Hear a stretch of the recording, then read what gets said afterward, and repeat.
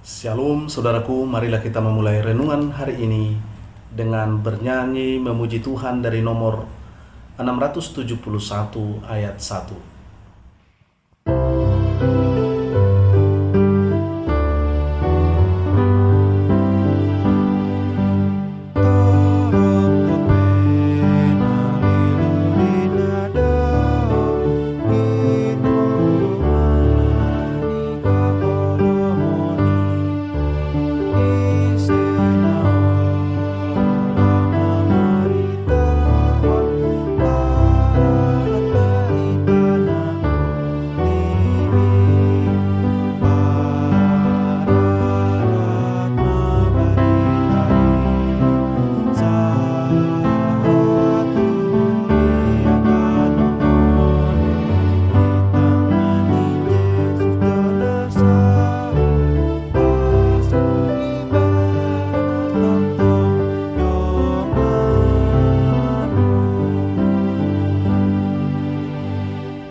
Marilah kita berdoa, kasih karunia dan damai sejahtera yang dari Allah Bapa dan dari anaknya Tuhan Yesus Kristus, Tuhan kita. Amin. Firman Tuhan hari ini didasarkan pada Yesaya pasal 35 ayat yang kelima. Pada waktu itu, mata orang-orang buta akan dicelikkan dan telinga orang-orang tuli akan dibuka. Demikian firman Tuhan.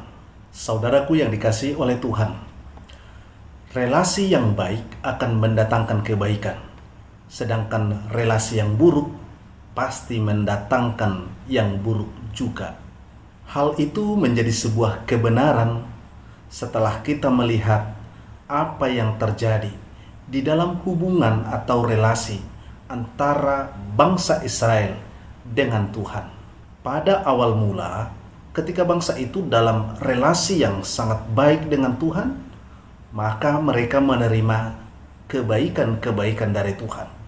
Namun di saat relasi mereka dalam keadaan yang buruk, hal yang buruk pun terjadi. Saudaraku yang dikasihi oleh Tuhan, Nabi Tuhan Nabi Yesaya telah menyampaikan firman Tuhan kepada bangsa Israel untuk menegur mereka, sebab mereka sudah jatuh dan terlanjur dan masih terus mengulangi dosa dan kejahatan itu.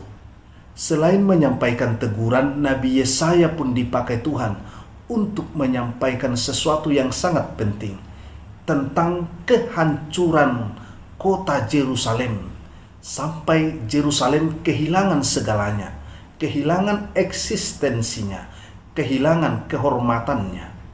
Tuhan mengizinkan itu terjadi bukan karena bangsa asing terlalu kuat, melainkan itu sengaja diizinkan terjadi dengan tujuan Allah ingin menegur mereka.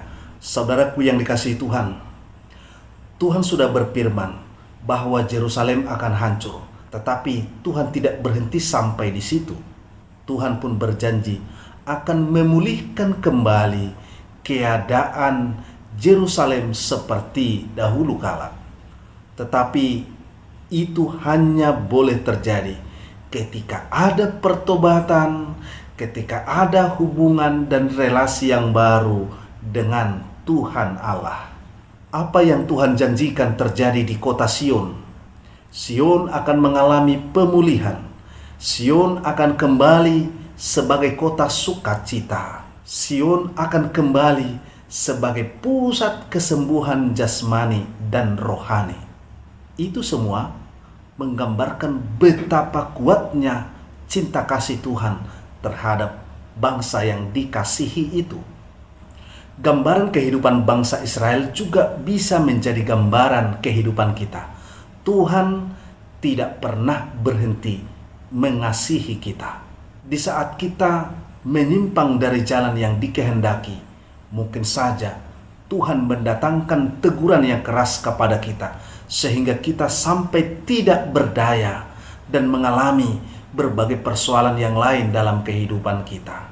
Namun firman Tuhan hari ini mengingatkan agar kita bertobat, yaitu dengan mau membangun relasi yang baik, relasi yang baru kepada Tuhan.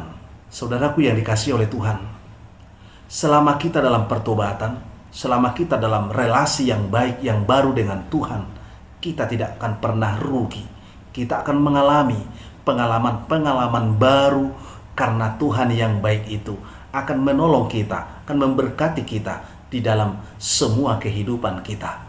Ingat dan peganglah firman Tuhan hari ini, di mana Tuhan berkata, pada waktu itu mata orang-orang buta akan dicelikkan.